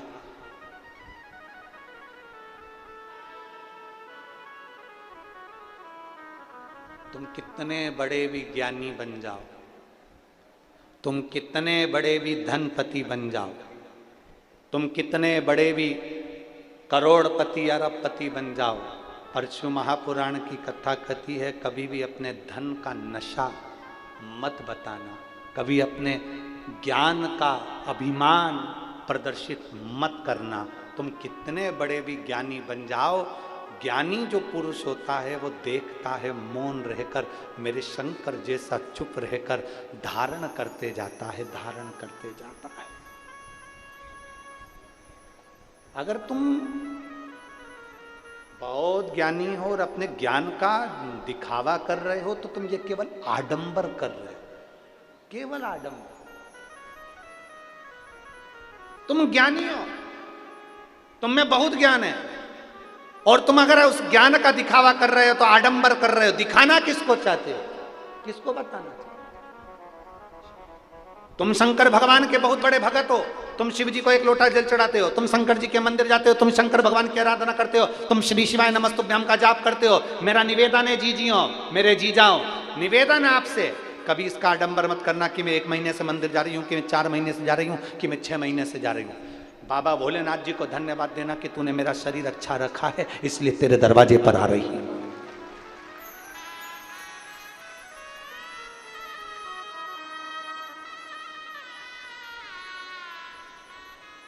भगवान देवाधिदेव महादेव को धन्यवाद दो कि तूने मेरा शरीर अच्छा रखा है, जो तू तेरे दरवाजे पर बुला रहा है। अगर ये शरीर बेकार हो जाता, लकवे जैसी बीमारी हो जाती, पैरालिसिस लग जाता, कोई किडनी, कोई लीवर, कोई कैंसर जैसा रोग, कोई मालूम पड़े ट्यूमर जैसा हो जाता, तो लोग पलंग पर पड़े देते, कौन तेरे मंदिर पर आता। भोलेनाथ जी से कहते रहना, बाबा इतनी कृपा बना कर रखना कि मरते दम तक भी तेरे मंदिर पे बुलाते रहना। पलंग पर मत पटकना, जमीन पर मत पटकना, हॉस्पिटल में मत पटकना, तेरे दरवाजे पर बुलाते रहना। इस शरीर को चलाते रहना और तेरी चौखट पर बुलाते रहना। बाबा इस शरीर को दूसरे के अधीन मत करना। बाबा ऐसी कृपा करना कि मैं अपने कपड़ों को खुद पहन सकूं, मेरे कपड़े कोई दूसरे ना पहनाए, ऐसी अधीनता मत देना। हॉस्पिटल में ले जाकर मत पटक देना, कहीं किसी दशा में मत पटक देना। बाबा ऐसी कृपा करना कि मैं अपना काम खुद कर सकूं, अपने शरीर का प्रयोग में खुद करूं। चलकर तेरे दरवाजे पर आऊं और फिर निवेदन करूंगा परतवाड़ा की जीजियों से, निवेदन करूंगा फेसबुक यूट्यूब पर कथा सुनने वालों से, निवेदन करूंगा आस्था चैनल पर कथा सुनने वालों से कि भगवान से प्रार्थना करना कि तुम्हारे नजदीक में कथा हो। और अगर भगवान ने तुम्हें 4 व्हीलर गाड़ी दी है, ट्रैक्टर दिया, ट्रॉली दी, गाड़ी दी, पिकअप दी, मोटरसाइकिल दी, भगवान ने तुम्हें साइकिल दी, भगवान ने तुम्हें गाड़ी दी है, तो भगवान से प्रार्थना करना कि मेरे नजदीक में जब कथा हो तो मैं भी 4 लोगों को अपनी गाड़ी में बिठाकर कथा सुनाने के लिए लेकर जाऊं। ऐसी कृपा करना, ऐसी दया करना कि मेरी गाड़ी सत्संग के काम आए। ऐसी दया तू करना, ऐसी कृपा। बेकार शरीर किसी और अन्य काम में आए, झूठ बोलने में, कपट बोल करने में, छल बेईमानी में काम में आए तो क्या मतलब, क्या मतलब?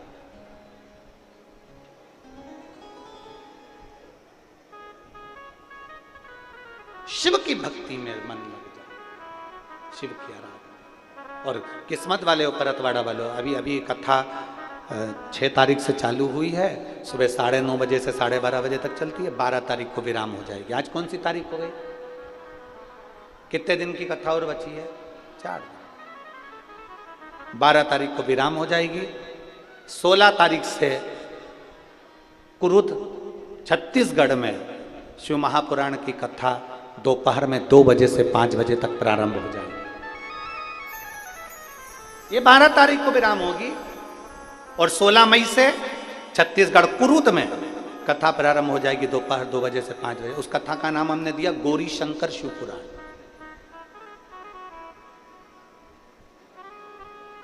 वहां प्रारंभ हो।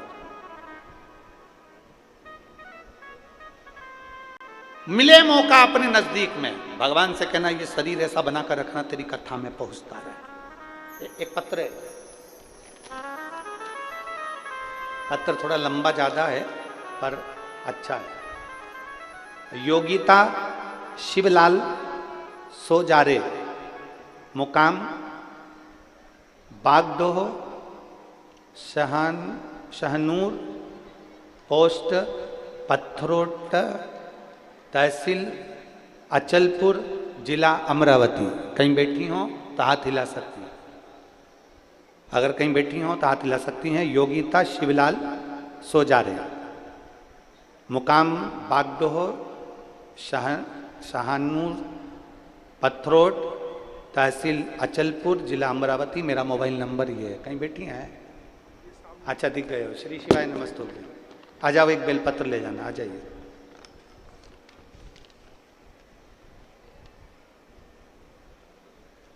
गुरुजी, मैं बाबा का क्या गुणगान करूं। मेरा शरीर बीमारियों से घिरा हुआ था चारों तरफ से, नौकरी भी नहीं और शादी भी नहीं हो रही थी। मैं आपकी कथा 2022 से सुन रही हूँ। मुझे थायराइड की गठान भी है। मेरा शरीर अचानक से चमड़ी सफ़ेद होना प्रारंभ हो गई। और बड़ी तकलीफ में आ गया। शरीर में तकलीफ रहती, गठान अलग हो गई और चमड़ी भी सफ़ेद होने लगी। आपकी कथा मैंने मोबाइल पर सुनी और उसमें सुना कि भगवान के मंदिर में सफाई करने से शरीर का रोग ठीक होता है। मेरे नज़दीक में शिव जी का मंदिर है जहाँ हनुमान जी भी हैं। मैं मंदिर में जाती झाड़ू पोछा करना प्रारंभ कर दिया। अब मंदिर में झाड़ू पोछा करना प्रारंभ कर दिया तो धीरे धीरे मेरे शरीर का जो थायराइड की गठान थी वो भी गल गई और मेरा चमड़ी अपने असली रंग में आना प्रारंभ हो गई। गुरुदेव, पर वहाँ के किसी लोगों ने मंदिर के पंडित जी से कह दिया कि यहाँ पर एक महिला आती है और झाड़ू पोछा करती है, तो पंडित जी ने ताला लगा दिया और चाबी खुद रख ली। अब मुझे झाड़ू नहीं लगाने देते, पोछा नहीं लगाने देते।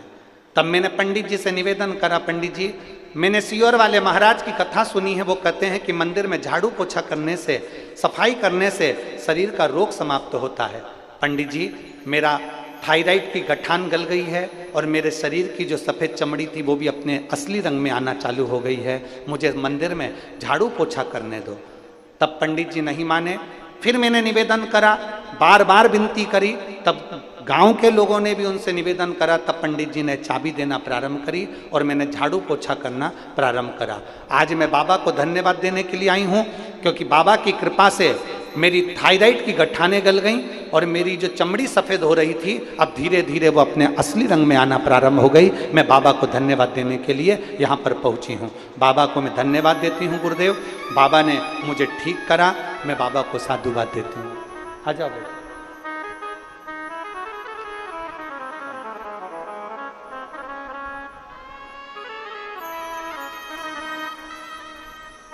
ठीक है बेटा, धीरे धीरे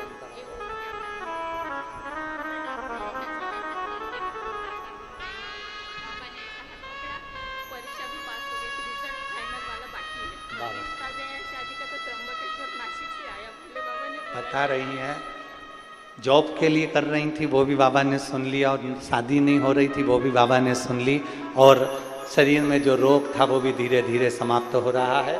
यही शिव तत्व है। शंभु।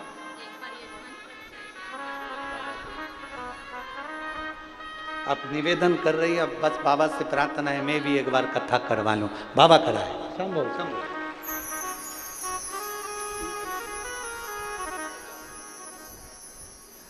और रिश्ता तेरा मेरा सबसे प्यारा, रिश्ता तेरा मेरा सबसे प्यारा। तू मेरा बाबा, मैं हूँ तेरा लाला, मैं हूँ तेरा लाला। तू मेरा बाबा, मैं हूँ तेरा लाला, मैं हूँ तेरा लाला। शिव आराधना जिसने दिल से कर, थोड़ा ये फाइल थोड़ी मोटी हो सकती है, इसको कम करने में समय लग सकता है, दुख बड़ा हो सकता है, पर मेरे बाबा धीरे धीरे उस दुख को काटते जरूर हैं, ये निश्चित है। थोड़ा समय लग सकता है, थोड़ा समय लगेगा।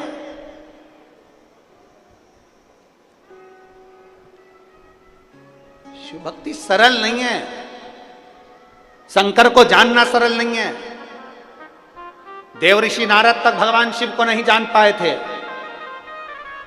जाकर निंदा कर दी भगवान विष्णु के सामने, और देवऋषि नारद को बंदर का मुंह लगाना पड़ा। भगवान नारायण ने निंदा सुन ली तो घोड़े का मुंह लगाना पड़ा। हयग्रीव का अवतार हो गया। रामचरितमानस में आता है नारद जी को बंदर का मुंह लगा था, केवल निंदा। कुछ भी कह देना, कुछ भी बोल देना सरल है, पर उसका भोग भोगना बहुत कठिन है। भोगना कठिन। अभी हमने कथा में कहा था कि 3 लोगों से बचना, लालची, आलसी और दोगले। दोगलाई करने वालों से भी बचने का प्रयास करना कि कोई तुमको, वो कहते हैं ना कि एक बात बोले बुरी तो नहीं लगेगी, अरे जम के तो बोलो, पक्का बोल दे। सब जगह पर लिखा रहता है कुत्तों से सावधान, पर हम तो कहेंगे इंसान से भी सावधान। कुत्ता तो मालूम है कि काटेगा इसलिए सावधान हो जाओ, पर कोई तुमसे गले लगकर कब छुरा घोंप कर जाएगा मालूम नहीं पड़ पाएगा। सावधान।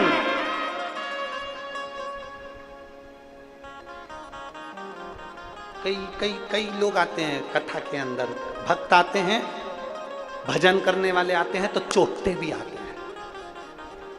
यहाँ तो कुत्ता चैन नहीं चुरा ला, तुम्हारे पास में ना जाने कौन बैठा होगा, बैठी होगी, और इतनी धीरे से सफाई करेगी। इसलिए सावधान इंडिया,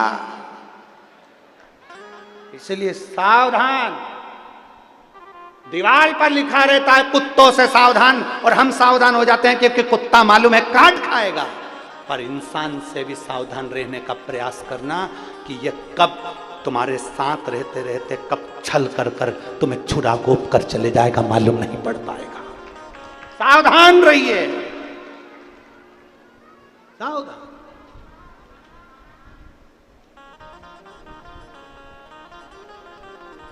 बहुत सावधान।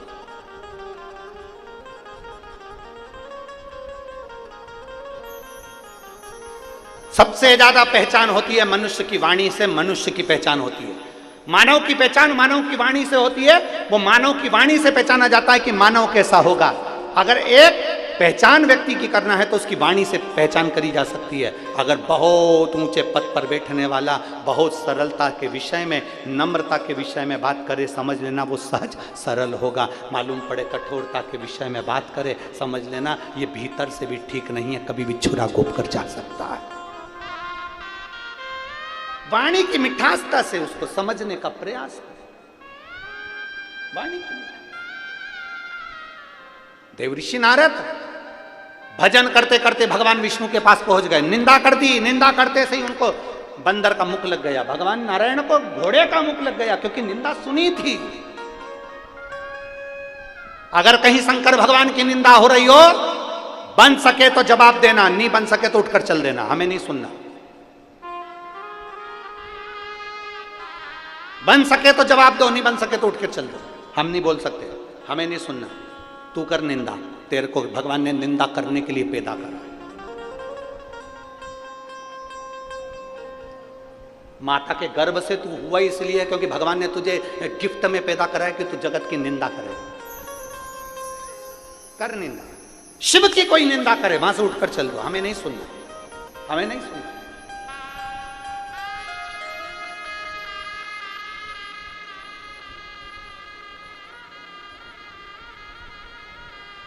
हमसे कई लोग कह देते हैं तुम्हारे शंकर भगवान भांग धतूरा धारण करते हैं। हम उनसे कहते हैं तुम हमारी बात करो, महादेव की नहीं।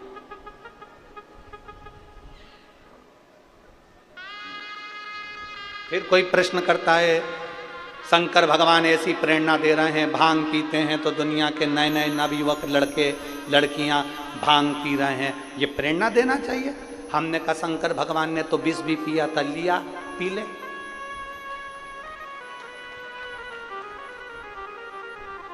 ये कोई प्रेरणा है? शिव की निंदा हम नहीं सुने, शंकर भगवान की निंदा हम नहीं सुनते, और कोई करता भी है तो मां से उठ के चल देते, हम बोलते ही नहीं। क्या बोलो, सब परम आभूषण है, मौन रहना, चुप रहो।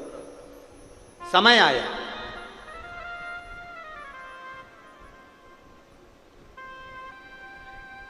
भगवान शिव और सती का जब विवाह हुआ तो सती माता को लेकर बाबा कुंभज ऋषि के आश्रम में गए। अब देखिए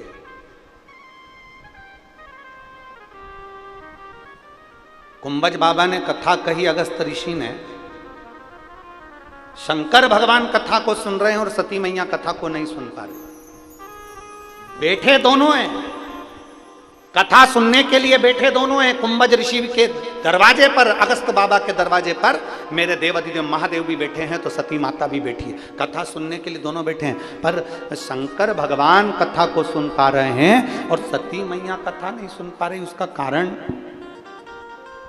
उसका कारण केवल एक है, शिव जी का मन तो कथा में लगा है, पर सती का मन इसलिए नहीं लगा क्योंकि जब शिव और सती आए थे तो कुंभज ऋषि ने उठकर प्रणाम कर लिया था। कुंभज ऋषि ने उठ के प्रणाम कर लिया था।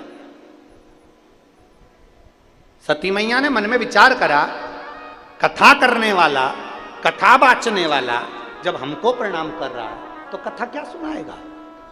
कथा बाचने वाला कथा सुनने वाले को प्रणाम करता है, इसलिए करता है क्योंकि तुम इतना अपना घर परिवार छोड़कर कथा सुनने के लिए आए हो तो तुम्हें प्रणाम करेगा। और कथा बाचने वाला कथा सुनने वाले को इसलिए प्रणाम करता है क्योंकि कथा बाचने वाला तो चौकी पर बैठता है, कथा सुनने वाला जमीन पर बैठता है। जो जमीन पर बैठता है वो जमींदार होता है, जो चौकी पर बैठता है वो चौकीदार होता है। आप जितने लोग जमीन पर बैठे हो सब जमींदार हो। बाचने वाला को प्रणाम करो, आपको नमन है। हम भी यहाँ आते हैं, व्यासपीठ को नमन करते हैं, व्यासपीठ को प्रणाम करते हैं और व्यासपीठ को प्रणाम करने के बाद आप लोगों को नमन करते हैं कि आप इतनी इतनी दूर से धूप में चलकर ना जाने कितना कितना दूर से कथा को श्रवण करने के लिए यहाँ पहुँचे हो। भगवान देवाधिदेव महादेव की कृपा आप सब पर हुई है और आप सब शंकर का एक अंश अवतार हो, इसलिए बाबा की कथा में पहुँचे हो, क्योंकि बाबा ही बाबा के भक्त को बुला सकता है। सती मैया का मन नहीं लगा, सती मैया का मन विचलित हो गया।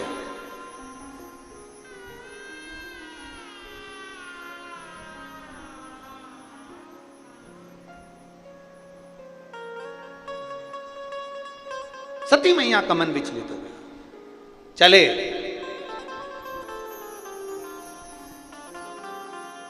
कथा का नियम है, कथा में बैठकर हाथ जोड़कर जो मांगेंगे वो मिलता है। सती मैया कथा में बैठी थी और उसने हाथ जोड़कर मांग लिया, मेरे पति भी कहाँ मुझे लेकर आए। शादी होने के बाद तो लोग घूमने के लिए दूसरी जगह जाते हैं, ये मुझे कथा सुनाने लाए। कितने सारे अरमान धर्म पत्नी के रहते हैं और वो कितनी सोच कर आती है, हम शादी के बाद में गोवा घूमने जाएंगे, हम शादी के बाद में ये द्वीप वो द्वीप घूमने जाएंगे। और मालूम पड़े शादी के बाद पत्नी घर पे और पति कह दे कि मेरे 25 दोस्त आ रहे हैं और तुझे खाना बनाना है, खाना बनाने वाली नहीं आएगी, तो पत्नी के दिल के अरमा आंसुओं में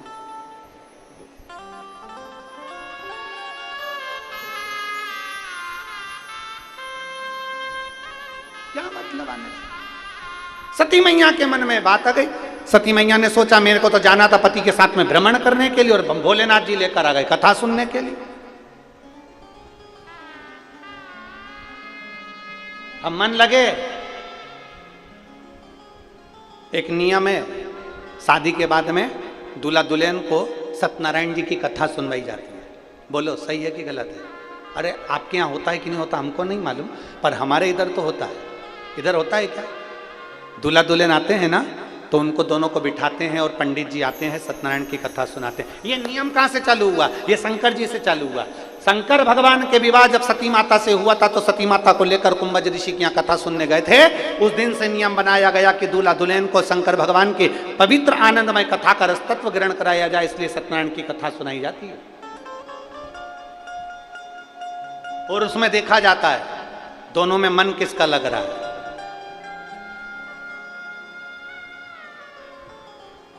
अब पत्नी तो इतना सारा घूंघट डाल के बैठती है, पंडित जी इति श्री रेवा खंडे प्रथम अध्याय, इतने में पत्नी कोई भी क्रिया नहीं करी, तो इतने में पति ने उसको, क्योंकि हाथ में फूल लेके बैठी थी, अब इनको क्या मालूम था,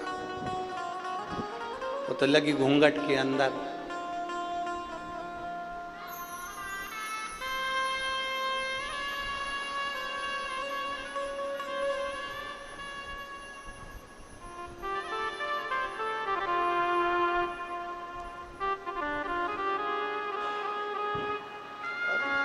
लगी घूंघट के अंदर।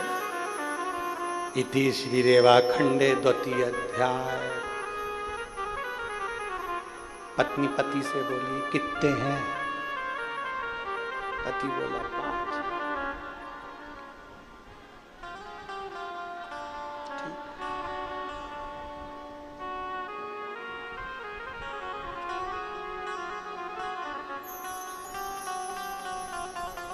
पति को भी समझ में आ गया शंकर भगवान की सती और मेरी श्रीमती, ऐसा लग रहा है दोनों एक जैसी है। इसका मन भी नहीं लग रहा, चित्त नहीं लग रहा।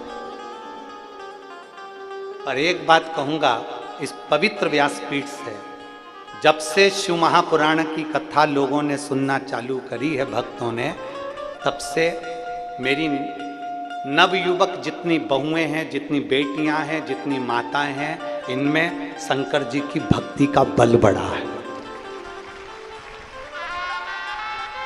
मेरी जितनी बहुएं हैं, जितनी बेटियां हैं, जितनी युवान बेटियां हैं, इनमें भक्ति का बल बढ़ा है।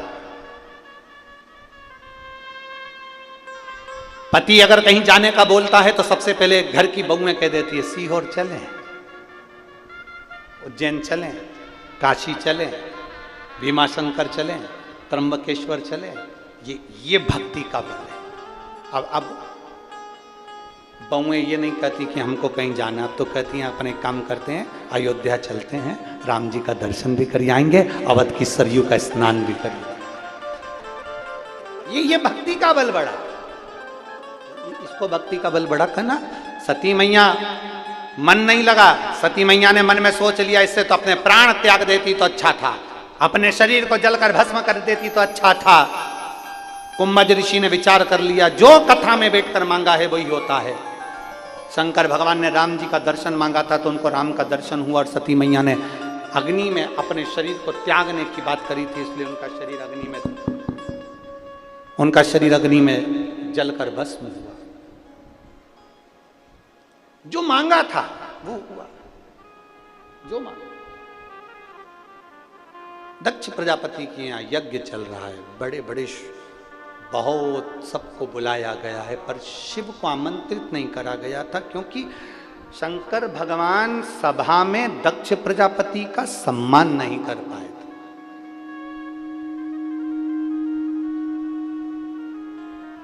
अपने ससुर को इज्जत नहीं दे पाए थे, और ऐसा नहीं है कि इज्जत नहीं दे पाए, देख नहीं पाए थे, बैठे थे।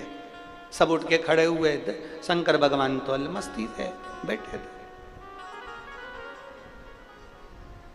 पर लोगों की भी आदत है ना, इतने सारे लोग जयराम जी की कर रहे, हर हर महादेव कर रहे, हाथ हिला रहे, इतने सारे लोग प्रणाम कर रहे, इनको वो नहीं दिख रहा, जो प्रणाम नहीं कर रहा ना वो नजर आ जाता है।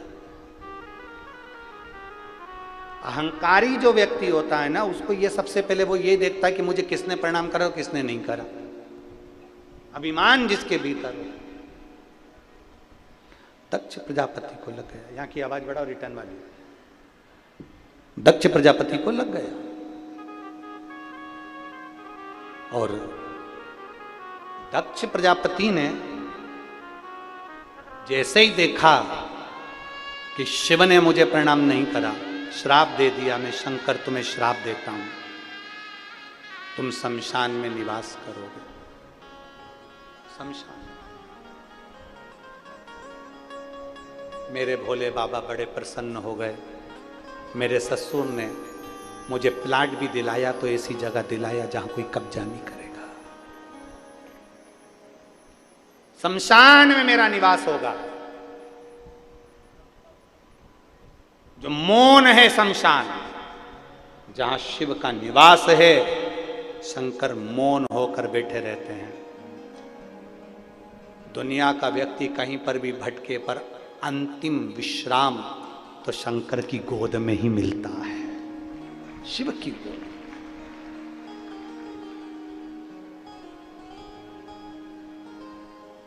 अंतिम विश्राम शंकर की गोद ही है, शिव की। इसलिए काशी को महाशमशान भी कहा जाता है, महाशमशान।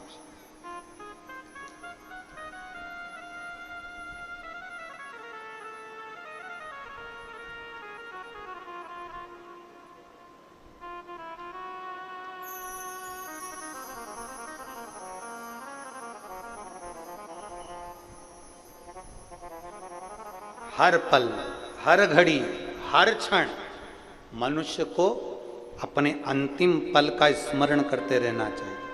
अंतिम पल, अंतिम विश्राम है भगवान शंकर का द्वार। और फिर निवेदन करेंगे, जहां जितनी माताएं बैठी हैं, जितने लोग टीवी पर सुन रहे हैं, उनसे फिर निवेदन करेंगे, शंकर के मंदिर में जाना, जल चढ़ाना, किसी से कुछ बोलो चाहे मत बोलो, पर इतना जरूर करना कि थोड़ी देर, 2 क्षण, कहीं जहां पर कोई ना बैठा हो वहां तुम बैठकर 2 क्षण श्री शिवाय नमस्तुभ्यम, श्री शिवाय नमस्तुभ्यम जपो और अपने दिल की बात बाबा से कहो, अपने मन की बात बाबा से कहो। एक लड़की बैठी है, बच्ची, रक्षा मनोज तिवारी, परतवाड़ा की रहने वाली है। मेरा मोबाइल नंबर ये है। मैं 19 साल की हूं। कहीं बैठी हो? रक्षा मनोज तिवारी कहीं बैठी हो तो हाथ हिला सकती हैं। आप ही है बेटा? श्री शिवाय नमस्तुभ्यम। आ जाओ, एक बेलपत्र ले जाना, आ जाओ। गुरुदेव, 31 जनवरी 2023 को मेरी आंखों की रोशनी चली गई थी। गुरुदेव, जब हॉस्पिटल में डॉक्टर को दिखाया तो डॉक्टर ने कहा कि तुम्हारी आंख में, जब आंखों में दर्द हुआ और आंखों में दर्द हुआ तो डॉक्टर को दिखाया, दिखाने पर मालूम पड़ा, हम जब डॉक्टर को दिखाए तो डॉक्टर ने कहा तुम्हारे आंख में क्लॉटिंग जम गई है, जिसके कारणवश तुम्हारी आंखों की रोशनी में जो रेटिना है वहां दाग पड़ गया है, उसके कारणवश तुम्हारी आंखों की रोशनी चली गई है। धीरे धीरे वो दाग बढ़ता रहा, आंखों की रोशनी कम होती चली गई। गुरुदेव, डॉक्टर ने हमको 2 महीने का समय दिया कि 2 महीने में ये आंख इतनी तो ठीक नहीं होगी, हल्का हल्का जैसा दिखेगा वैसा ही तुम्हारी आंखों से दिखता रहेगा, क्योंकि अब ये आंखें पूरी समय ऐसी ही रहेगी। जब हमने सुना बड़ा दुख हुआ, क्योंकि हम पढ़ाई भी कर रहे थे। तभी हमने शंकर जी के मंदिर में जाना प्रारंभ करा और शंकर भगवान को 1 लोटा जल चढ़ाते, मंदिर में ही उस जल को अपने आंखों पर लगा लेते, मंदिर में ही उस जल को अपनी आंखों पर लगा लेते और सीहोर का रुद्राक्ष लिया, उस रुद्राक्ष का जल हम पीना प्रारंभ करें। हम बाबा का धन्यवाद देने के लिए आए हैं। गुरुदेव,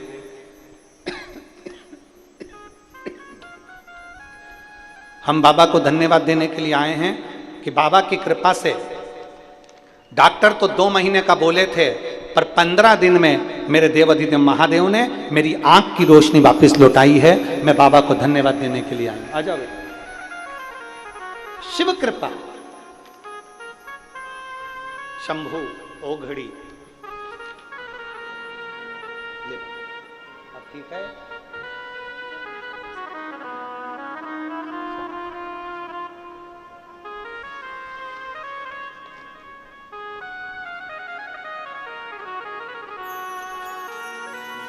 एक नीचे की लाइन अच्छी लिखी है, खाली ना जाता कोई दर से तुम्हारे, खाली ना जाता कोई दर से तुम्हारे, मैं भी खड़ी हूँ नदी बागे पसारे, अपने हृदय से लगा लो,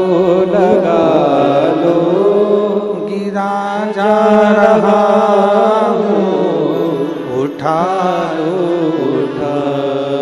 भोले अपने दर से अब तो ना टालो, गिरी जा रही हो, उठा लो। देवाधिदेव महादेव शमशान का निवास कर रहे हैं। समय बीता, सती मैया जलकर भस्म हुई। क्रोध में देवाधिदेव महादेव ने केश तोड़कर बाहर फेंका, वीरभद्र की उत्पत्ति हुई। रुद्रगण को भेज दिया, जाओ पूरी यज्ञशाला विध्वंस कर दो। जब क्रोध आता है, जब क्रोध चढ़ता है, तब केवल सामने वाला व्यक्ति ही बर्बाद नहीं होता, पूरा घर बर्बाद हो जाता है। इसलिए कल कथा में कहा था, आप लोगों से निवेदन किया था कल कथा में कि बेडरूम होता है, ड्राइंग रूम होता है, वॉशरूम होता है, तो कंट्रोल रूम भी होना चाहिए जिसमें अपन क्रोध पर कंट्रोल कर सके।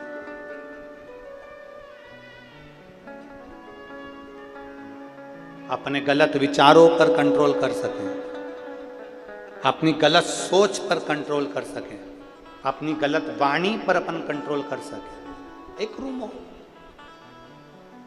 वीरभद्र गए, पूरी यज्ञशाला को विध्वंस कर दिया।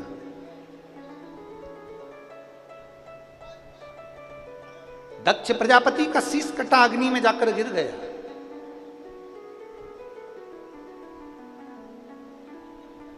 सारे देवताओं ने भगवान शंकर की स्तुति करी, तो शिव है जिनका एक नाम है भोला, आशुतोष,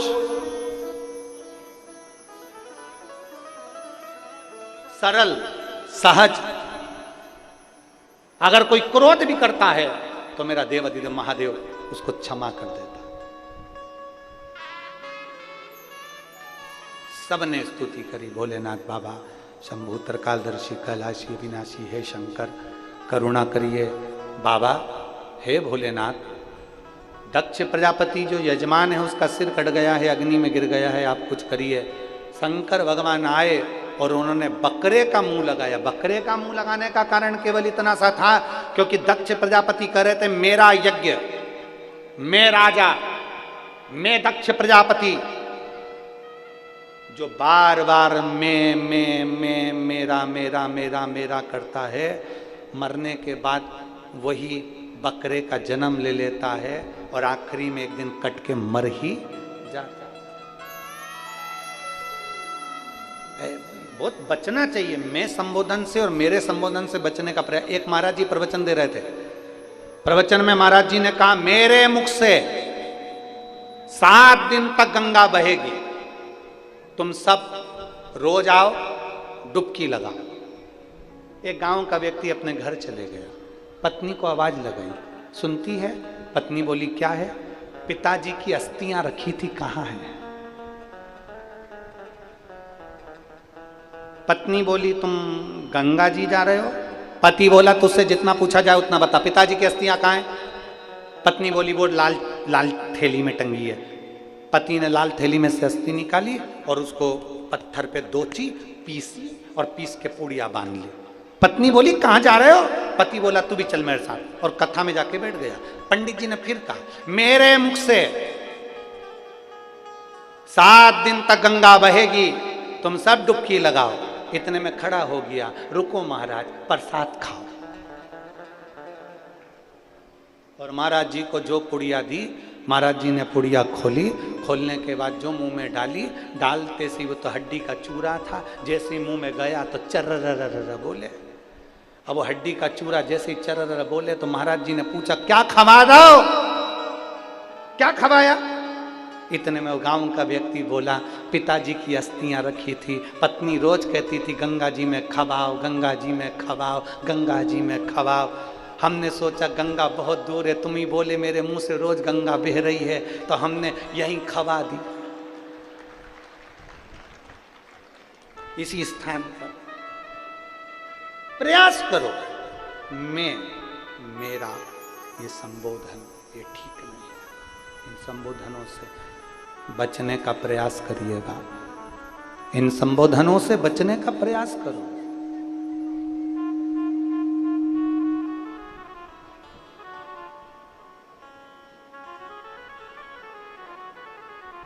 दक्ष प्रजापति का सिर कट गया, बकरे का मुख लग गया। अब बकरा स्तुति करे तो कैसे करे? तो ये जो बम बम भोले बोलते हो ना, ये सबसे पहले दक्ष प्रजापति ने बोला था, बकरे का मुंह लगने के बाद। अब बकरा हिंदी तो बोल नहीं सकता, परतवाड़ा के बकरे हो तो अंग्रेजी बोल सकते हो।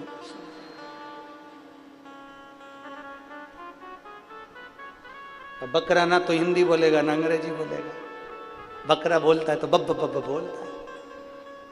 बकरे को सुनना, वो बोले बब बब बब।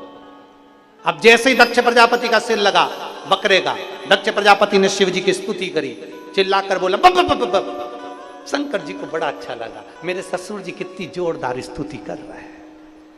शंकर भगवान ने आकर दर्शन दिया और वर दे दिया, जो मेरे मंदिर में आकर बम बम बोले भोलेगा, शंकर जी कहते मैं समझ जाऊंगा कि मेरा ससुर आया है।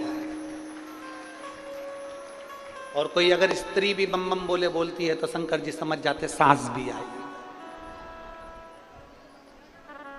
बम बम बोलो बोलो जम के जरा एक बार हो जाए। बम बम बोल बम का नारा है सारी समस्या का हल।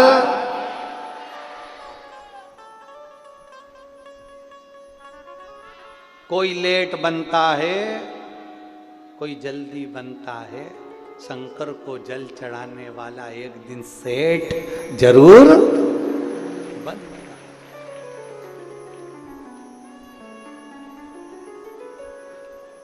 शिव तत्व की प्राप्ति हो, शंकर ओ घड़दान। सती मैया जो जलकर भस्म हुई थी वो हिमालय राज के यहां माता पार्वती जी के सुंदर आनंद के रूप में जन्म ले, मैनावती के गर्भ से जन्म हुआ। मैना, धन्या और कला, हमने पहले भी कथाओं में कहा है पितरों की 3 बेटियां हैं। हम पहले भी कथा में आपको बता चुके, सुनिए ना कथा आप लोगों ने, जम के बोलो, सुनिए ना। पितरों की 3 बेटियां मैना, धन्या और कला।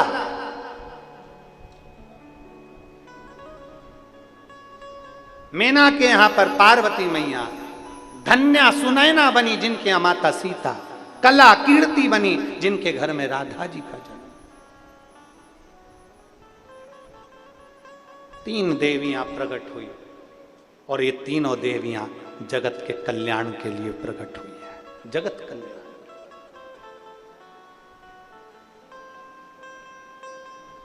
संपूर्ण विश्व के कल्याण के लिए 3 देवियों का प्रागट्य। पितरों की 3 बेटियां मैना, धन्या, कला के यहां 3 देवियों का प्रागट्य होना,